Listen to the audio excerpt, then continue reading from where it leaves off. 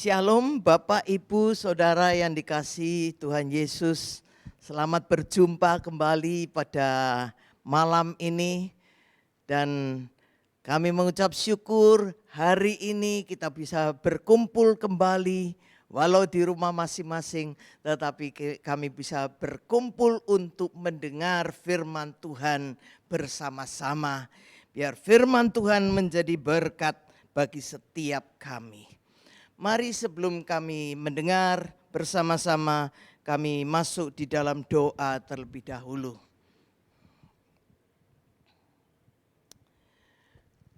Bapa, kami mengucap syukur dan terima kasih untuk malam ini, di mana Engkau berkenan hadir di dalam hati setiap kami, di rumah setiap kami, untuk berbicara kepada setiap kami secara pribadi.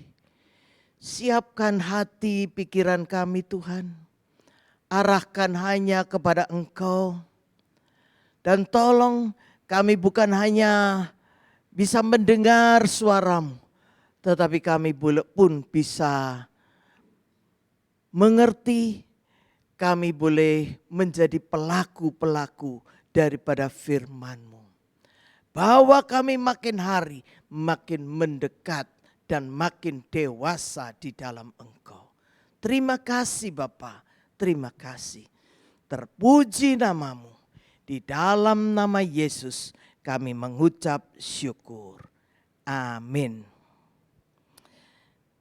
Mari Bapak Ibu Saudara sekalian, kita akan mendengarkan firman Tuhan dari Injil Matius pasal yang ke-15 mulai ayat yang ke-21 sampai dengan ke-28. Yang demikian bunyinya.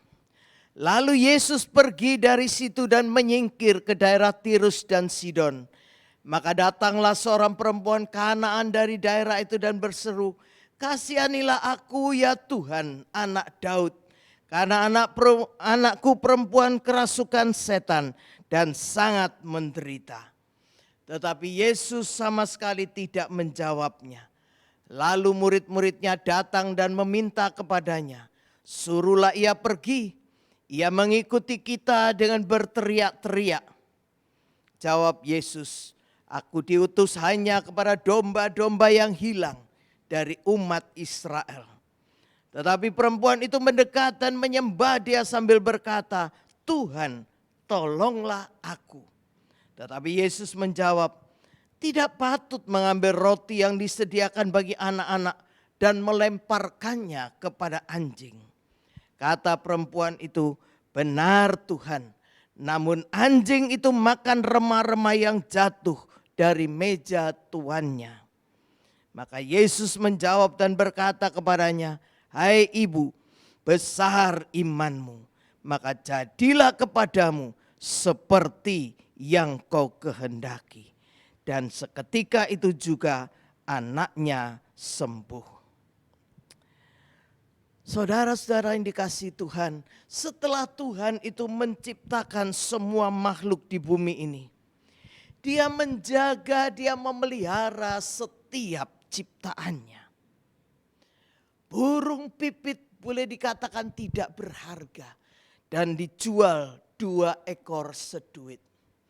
Tetapi kalau orang itu membeli 4 ekor, maka harganya 2 duit dan dia dapat 5 ekor burung pipit. Artinya penjual memberikan bonus 1 ekor burung setiap dia membeli 4 ekor. Nah, begitu tidak berharganya burung pipit itu. Tetapi sekalipun dianggap tidak berharga, firman Tuhan berkata, tidak ada 1 burung pipit yang jatuh ke bumi tanpa sepengetahuan Bapa-Ku yang di surga. Dan Tuhan juga berkata, "Dan engkau manusia, engkau jauh lebih berharga daripada banyak burung pipit." Bahkan Tuhan juga berkata, rambut di kepalamu sudah terhitung semuanya. Sedikit-dikitnya rambutnya seseorang, enggak nganggur dia itu ngitungi rambutnya sendiri. Tetapi Tuhan itu begitu memperhatikan kita, sehingga rambut kita pun dihitung semuanya. Hari ini rontok berapa, tumbuhnya berapa, semua dihitung oleh Tuhan setiap saat. Begitu dalam Tuhan memperhatikan kita. Dia anggap kita manusia yang begitu berharga. Padahal manusia sendiri sering tidak menghargai hidupnya. Itu sebabnya sering kita merusak tubuh kita dengan merokok, dengan minum minuman keras, alkohol, narkoba, obat-obatan terlarang dan sebagainya. Belum lagi orang-orang yang membunuh dirinya sendiri. Mari kita lihat betapa berharganya satu orang pribadi bagi Tuhan. Di dalam Markus pasal 5 kita melihat bahwa Yesus bersama dengan para muridnya menyeberang danau Galilea yang jaraknya itu belasan kilometer. Hanya untuk menemui satu orang yang dirasuk legion itu. Untuk menyelamatkan dan untuk menyembuhkan dia. Demikian juga di dalam pasal 7 yang paralel dengan perikop yang kita baca di dalam Matius 15 tadi. Di mana Tuhan Yesus itu tinggalkan daerah Galilea tempatnya melayani. Untuk pergi ke daerah kafir, daerah Tirus dan Sidon. Yang berjarak sekitar 50 kilometer. Hanya untuk melayani seorang ibu yang anaknya kerasukan setan. Dan setelah itu tidak ada lagi yang diperbuat Tuhan Yesus di daerah Tirus dan Sidon. Habis melayani ibu ini, dia langsung kembali lagi ke Galilea. Nah, semua ini membuktikan betapa berharganya satu manusia bagi Tuhan. Mari kita perhatikan dengan lebih detail. Di dalam Injil Markus diceritakan bahwa Tuhan Yesus dan murid-muridnya ada di sebuah rumah di Tirus. Saat itu datanglah seorang perempuan Kanaan kepadanya. Perempuan ini berseru-seru kepada Tuhan, memohon supaya Tuhan menyembuhkan anaknya yang kerasukan. Dia berseru-seru ini bukan hanya 1-2 kali. Berkali-kali terus menerus dia itu berseru-seru. Padahal dia itu bukan orang Yahudi. Dia adalah seorang kafir. Tetapi dia datang kepada Tuhan Yesus. Dia datang justru ke tempat yang paling tepat. Seringkali kita dapati orang Yahudi juga tidak datang kepada Tuhan Yesus. Kita lihat Saul, Raja Saul di akhir hidupnya. Saat semua jalan buntu, dia bingung apa yang harus dia lakukan. Dia pergi mencari bantuan ke seorang wanita pemanggil arwah. Dan bukankah ada juga orang-orang percaya yang meminta bantuan bukan kepada Tuhan Yesus, tetapi pada tetangga-tetangga, pada bos, pada orang pinter, pada dukun-dukun, dan semua orang-orang yang seperti itu. Oleh karena itu mari kita mau belajar dari perempuan Sirofenisia yang kafir ini, yang justru minta bantuan kepada Tuhan Yesus. Saat perempuan itu meminta bantuan berkali-kali kepada Tuhan Yesus, apa yang terjadi? Dikatakan Tuhan Yesus diam saja. Tuhan Yesus diam saja. Yang merasa terganggu justru para murid yang berkata kepada Tuhan Yesus, Tuhan, boya disuruh pergi toh perempuan ini Tuhan, belebeki kopeng dia menjerit-jerit terus. Murid-murid seringkali tidak bisa mengerti bahwa pertolongan seharusnya datang kepada Tuhan Yesus. Seringkali justru kita juga menghadapi hal-hal seperti itu. Bartimeus kita lihat, orang yang buta yang minta pertolongan Yesus. Yesus, Yesus anak Daud sembuhkan aku. Yang menghalangi juga orang-orang yang ada di sekelilingnya. Orang-orang mengikut Yesus. Mereka berkata, "His diam kamu, his diam. Gak usah bengok-bengok, gak usah rame-rame." Tapi makin dia berteriak, "Yesus anak Daud tolong aku." Sampai Tuhan Yesus memanggil dia. Ya, jadi kita melihat bahwa pada akhirnya apa yang terjadi? Ayat 24. Jawab Yesus, "Aku diutus hanya kepada domba-domba yang hilang dari umat Israel."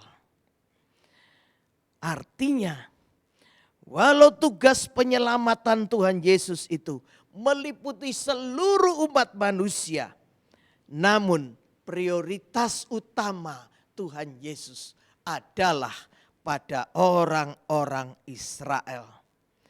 Dan dari Israel inilah diharapkan keselamatan akan menyebar kepada bangsa-bangsa yang lain. Jadi sepertinya perempuan ini ditolak begitu saja. Tetapi perempuan ini tidak kenal kata tidak. Perempuan ini malah mendekat dan menyembah Tuhan Yesus sambil berkata, "Tuhan tolonglah aku." Dalam ayat 26 dikata Tuhan Yesus menjawab, "Tidak patut mengambil roti yang disediakan bagi anak-anak dan melemparkannya kepada anjing." Dalam Injil Markus itu ada satu tambahan untuk kalimat ini. Dikatakan, "Biarkan anak-anak kenyang dahulu, karena tidak patut mengambil roti yang disediakan bagi anak-anak dan melemparkannya kepada anjing." Jelas bahwa di sini anak-anak itu ditujukan untuk orang-orang Israel. Sedangkan kata anjing itu ditujukan untuk perempuan ini. Kalau kita mendengar ayat 26 ini, mungkin kita itu batin ya dalam hati. Tuhan Yesus ini kok ngomongnya kasar banget ya.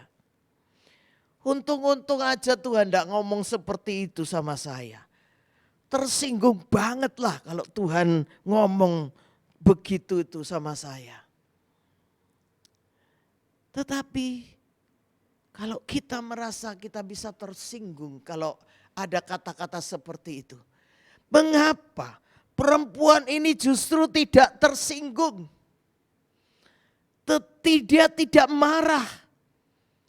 Dia itu benar-benar bisa mengerti apa yang Tuhan Yesus katakan. Mengapa demikian? Kita lihat bahwa sebelum Tuhan Yesus berkata demikian, perempuan ini tersungkur, dia menyembah Tuhan. Apa artinya kalau kita itu menyembah Tuhan? Pertama, kita sedang meninggikan Dia. Kita sedang mengagungkan akan Tuhan Yesus. Dan kalau Dia ditinggikan, maka kita itu ada di bawah. Kita itu tidak lagi bisa mikir diri sendiri. Kita ada di posisi terendah, posisi nol itu. Dan dalam keadaan seperti ini, apapun yang Tuhan Yesus katakan, kita akan bisa menerima. Hati yang rendah bisa menerima apapun yang Tuhan katakan. Hati yang rendah bisa mengerti apa yang Tuhan maksudkan. Yang kedua, perempuan itu bisa mendengar kata-kata yang diucapkan oleh Tuhan Yesus itu. Kata-kata yang diucapkan bukan dengan nada menghina, bukan dengan nada yang keras, bukan dengan nada yang menolak. Tetapi dia bisa menangkap kasih yang membungkus setiap kata-kata yang diucapkan oleh Tuhan Yesus ini. Sehingga dia tidak akan bisa menolak kata-kata itu. Yang ketiga, orang-orang Yahudi memang menyebut orang-orang bukan Yahudi itu anjing. Namun istilah anjing yang mereka pakai itu adalah istilah untuk anjing geladak gitu ya. Yang keluyuran di mana-mana itu, yang tidak punya rumah, yang sering cari makan di tempat-tempat sampah, tidak punya bos dan sebagainya, tidak ada yang menyayang. Nah, walaupun Tuhan Yesus juga pakai istilah anjing, tetapi kata yang dipakai ini adalah untuk anjing yang dipelihara di rumah. Anjing-anjing kecil yang lucu, yang digendong-gendong, yang disayang-sayang, yang diberi makanan yang enak-enak dan sebagainya. Nah, kalau kita itu punya anak kecil dan kita itu punya anjing kecil di rumah. Nah, sesayang-sayangnya kita pada anjing kecil itu.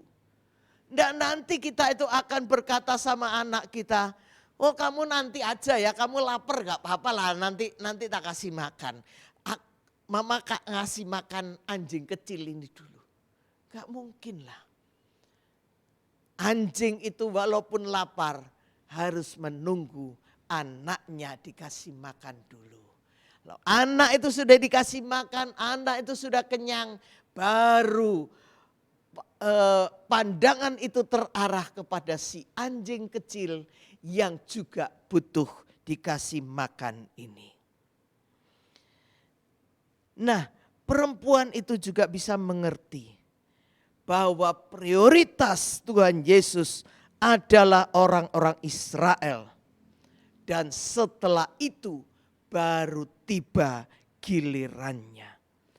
Tetapi di pihak lain dia itu juga mikir, ya anakku ini lagi kerasukan setan. Dia sangat menderita. Kalau ditunda lagi harus nunggu berapa saat.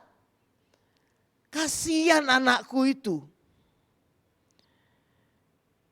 Ya, itu sebabnya ibu ini kemudian di dalam ayat ke-27 dikatakan, kata perempuan itu, benar Tuhan, namun anjing itu makan remah-remah yang jatuh dari meja tuannya.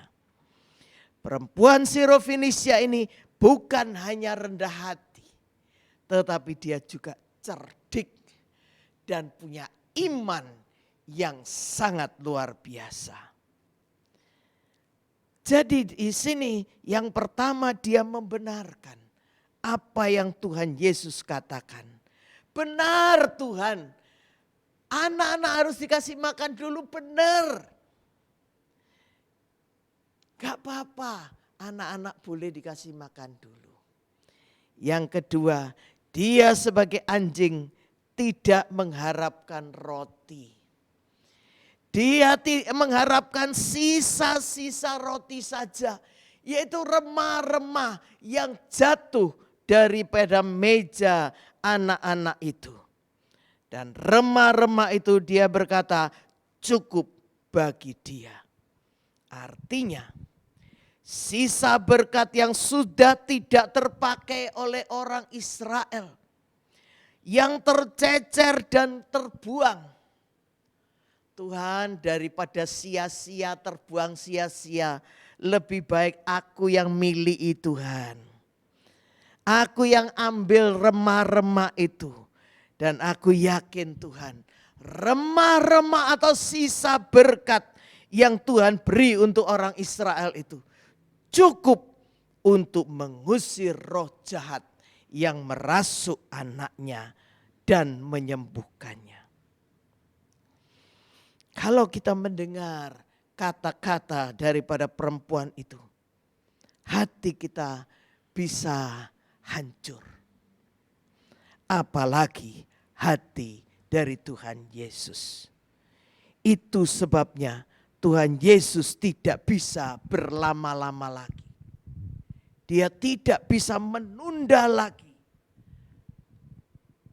apa yang akan dia lakukan untuk perempuan ini. Ayat 28. Maka Yesus menjawab dan berkata kepadanya, "Hai ibu, besar imanmu, maka jadilah kepadamu seperti yang kau kehendaki." Dan seketika itu juga anaknya sembuh. Jadi yang pertama, Tuhan memberikan apa yang diinginkan oleh perempuan itu, yaitu kesembuhan dari anaknya. Setan yang merasuk diusir keluar. Dan yang kedua, Tuhan memuji iman perempuan tersebut. Besar imanmu Tuhan, ibu. Besar imanmu ibu. Seorang perempuan kafir dipuji oleh karena imannya. Sungguh luar biasa. Bagaimana dengan kita masing-masing? Pernahkah iman kita itu dipuji oleh Tuhan seperti dia memuji perempuan kafir ini? Kalau tidak, mengapa? Mari kita tingkatkan iman kita. Supaya suatu saat Tuhan Yesus juga memuji akan iman kita. Demi menolong perempuan itu dan demi iman yang luar biasa dari perempuan itu, Tuhan Yesus rela berjalan kaki 50 kilometer menuju ke Tirus dan 50 kilometer kembali lagi ke Galilea. Begitu berharganya satu jiwa bagi Tuhan Yesus. Bagi kita bagaimana? Apakah satu jiwa itu juga berharga bagi kita? Ada banyak jiwa-jiwa di sekitar kita. Orang-orang yang masih terhilang. Orang-orang yang masih belum pernah percaya, belum pernah mengerti Tuhan Yesus. Belum mengerti Yesus sebagai Tuhan dan Juru Selamatnya. Apakah kita juga punya beban? Apakah kita juga menganggap mereka berharga? Atau kita cukup berkata, ya cukup saya aja yang selamat, yang lain biar-biar aja. Betapa beda pandangan kita dengan Tuhan Yesus. Demi satu orang kafir, perempuan laginya, dia memakai waktu untuk menempuh perjalanan yang begitu jauh. Oleh karena itu, jangan kita itu mau berpangku tangan saja. Jangan kita mau biarkan jiwa-jiwa yang terhilang. Tuhan Yesus sangat mengharapkan jiwa-jiwa itu. Kalau dia saat ini tidak ada di dunia ini sebagai manusia, dia mengharapkan Bapak, Ibu, dan saudara dan saya untuk melakukan, menggantikan tugas yang sudah dia tinggalkan itu. Oleh karena itu mari kita mau berbeban terhadap jiwa-jiwa itu. Kita mau bawa jiwa-jiwa itu kembali kepada Tuhan Yesus. Ingat, setiap jiwa yang bertobat, dikatakan malaikat-malaikat di surga semuanya bertempik sorak, bersukacita karena ada satu jiwa yang bertobat. Biarlah kita juga menjadi alat Tuhan.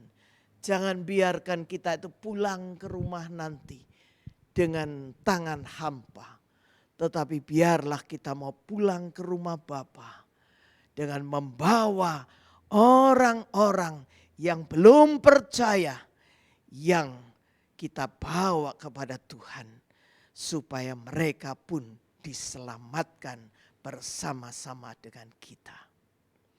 Bagi Tuhan satu jiwa sangat berharga. Biarlah itu kita meteraikan di dalam hati kita.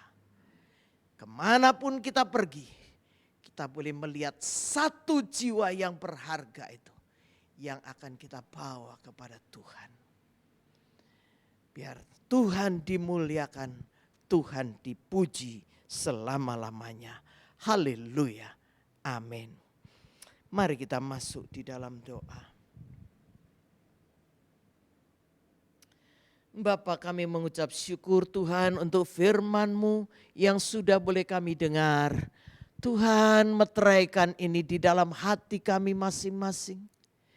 Biarlah kami boleh menjadi serupa dengan Engkau. Menganggap satu jiwa berharga. Oh, meteraikan ini juga di dalam hati kami Tuhan. Berikan kepada kami Tuhan mulut dan bibir yang siap terbuka. Membawa orang-orang yang belum percaya untuk kembali kepada Engkau. Kami mau serahkan Tuhan akan diri kami masing-masing ke dalam tangan-Mu. Jadikan kami masing-masing berguna untuk Engkau. Bapak, kami berdoa juga Tuhan untuk gereja GAB Miracle, setiap jemaatnya, setiap orang-orang yang juga mendengar akan firman-Mu ini. Kami titipkan setiap mereka ke dalam tangan-Mu. Engkau sendiri yang terus akan menggandeng kami Tuhan. Membawa kami ke tempat-tempat yang Kau mau. Mempertemukan kami dengan orang-orang, dengan jiwa-jiwa yang berharga yang Kau inginkan. Sehingga kami boleh menjadi alat-alat yang indah di mata-Mu. Membawa jiwa kepada Engkau.